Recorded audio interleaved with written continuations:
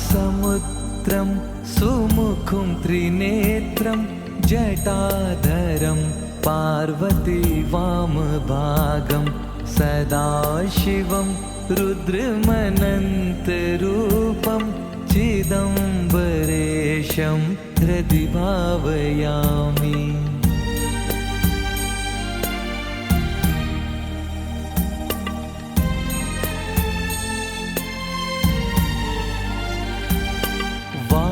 वाचामतीतं फणिभूषणाङ्गं गणेशतातं धनदस्य मित्रं कन्दर्पनाशं कमलोत्पलाक्षं चिदम्बरेशं हृदि भावयामि। रमेशवन्द्यं रजताद्रिनाथं श्रीवामदेवं भवदुःखनाशं रक्षाकरं राक्षसपीडितानां चिदम्बरेशं हृदि भावयामि।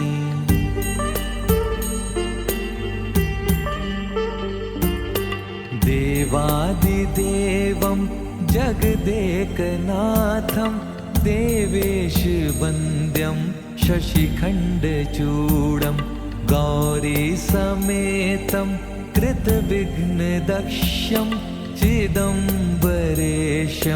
हृदि भावयामि।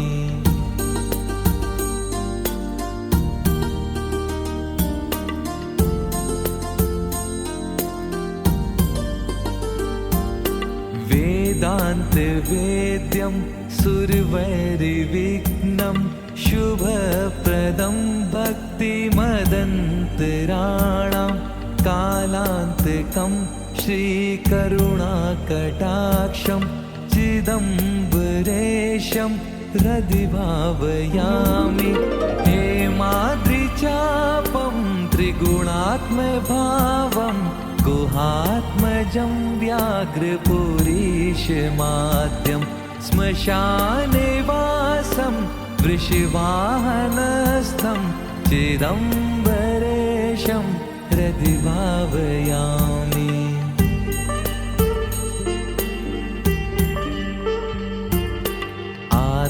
आद्यन्तशून्यं त्रिपुरारिमीशं नन्दीशमुख्य स्तुतिवैभवाढ्यं समस्तदेव परिपूजिताङ्घ्रिं चिदम्बरेशं हृदि भावयामि।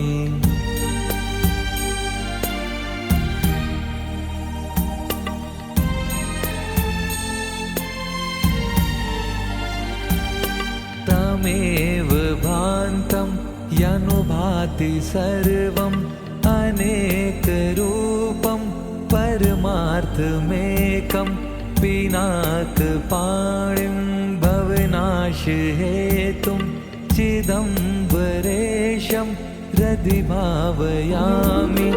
विश्वेश्वरं नित्यमनन्तमाद्यं त्रिलोचनं चन्द्रकलावतंसं पतिं पशूनां हृदि सन्निविष्टं चिदम्बरेशं हृदि भावयामि।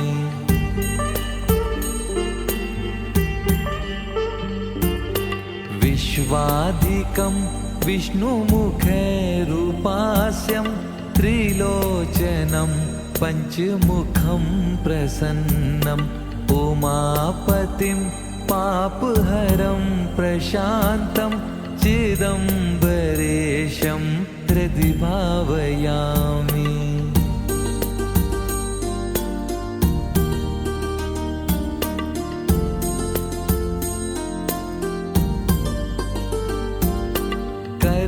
कर्पूरगात्रं कमनीयनेत्रं कंसारिमित्रं कमलेन्दुवक्त्रं कन्दर्पगात्रं कमलेशमित्रं चिदम्बरेशं हृदि भावयामि।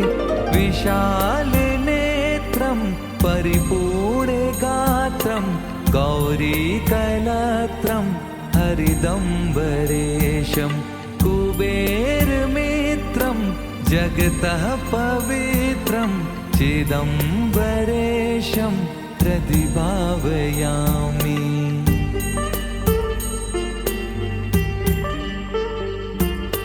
कल्याणमूर्तिं कनकाद्रिचापं कान्तासमाक्रान्तनिजार्धदेहं कपर्दिनं कामरिपुं पुरारिं चिदम्बरेशं प्रतिभावयामि।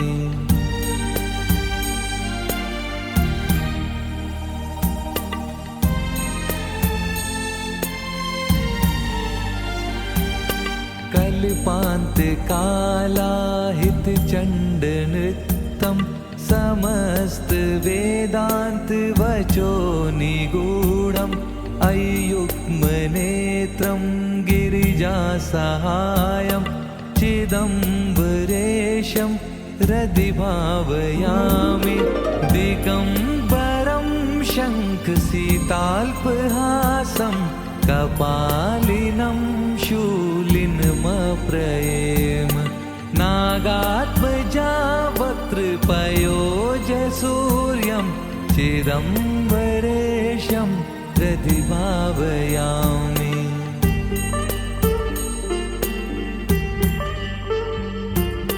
सदाशिवं सत्पुरुषैर्नेक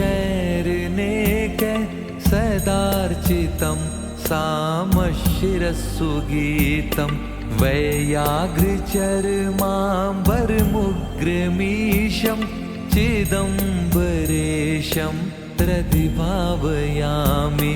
चिदम्बरस्य स्तवनं पठेद्य प्रदोषकालेषु पुमान् सधन्य भोगान् शेषाननुभूय भूय सायुज्यमप्येति चिदम्बरस्य।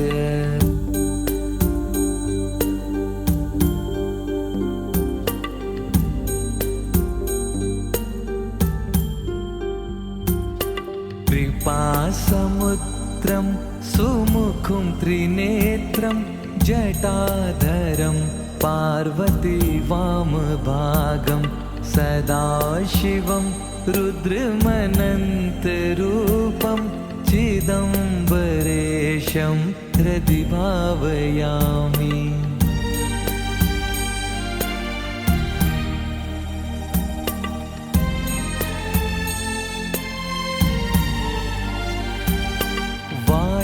वाचामतीतं फणिभूषणाङ्गं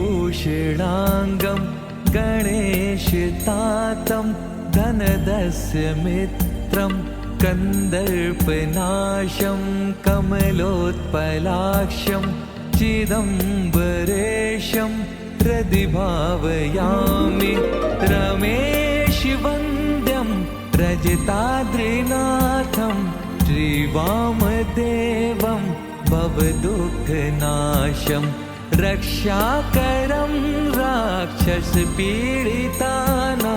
चिदम्बरेशं प्रतिभावयामि।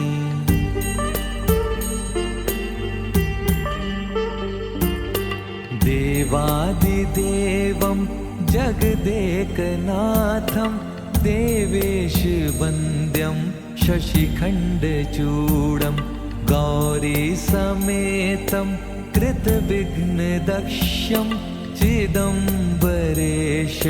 प्रतिभावयामि।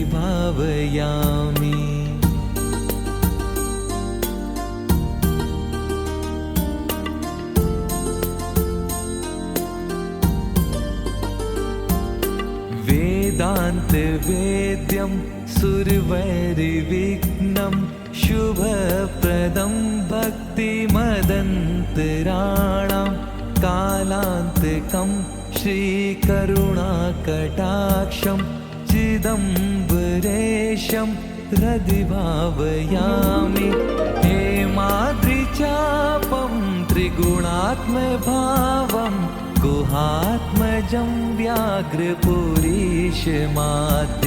श्मशाने वासं वृषवाहनस्थं चिदम्बरेशं हृदि भावयामि।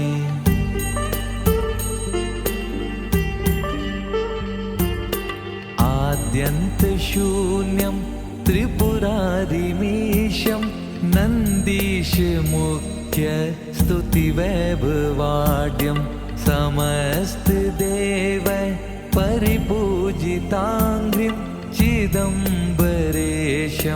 हृदि भावयामि।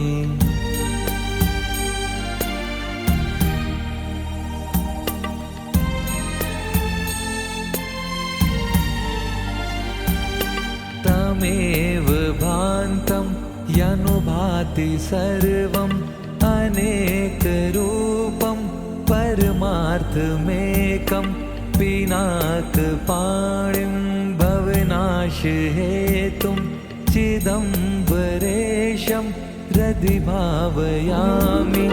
विश्वेश्वरं नित्यमनन्तमाद्यं त्रिलोचनं चन्द्रकलावतंसं पतिं पशूनां हृदि सन्निविष्टं चिदम्बरेशं हृदि भावयामि।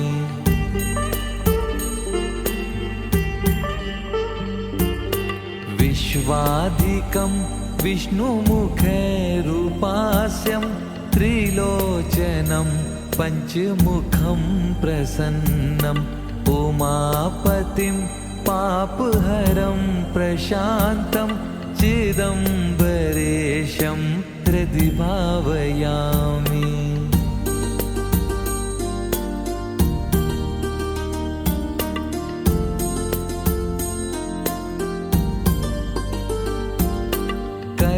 कर्पूरगात्रं कमनीयनेत्रं कंसारिमित्रं कमलेन्दुवक्त्रं कन्दर्पगात्रं कमलेशमित्रं चिदम्बरेशं हृदि भावयामि। विशालनेत्रं परिपूर्णगात्रं गौरीकलत्रं हरिदम्बरेशं कुबेरमित्रं जगतः पवित्रं चिदम्बरेशं हृदि भावयामि।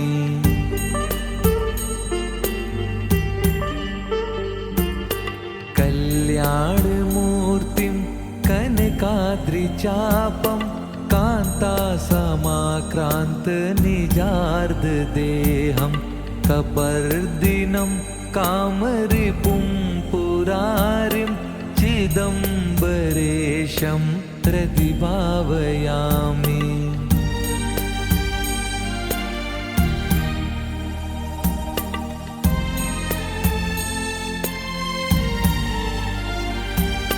कल्पान्तकालाहितचण्डनृत्तं समस्तवेदान्तवचो निगूढम् अयुग्मनेत्रं गिरिजासहायं चिदम्बरेशं हृदि भावयामि। दिगम्बरं शङ्खसीताल्पहासं कपालिनं शूलिनमप्रयेम नागात्मजा वक्त्रपयोजसूर्यं चिदम्बरेशं हृदि भावयामि।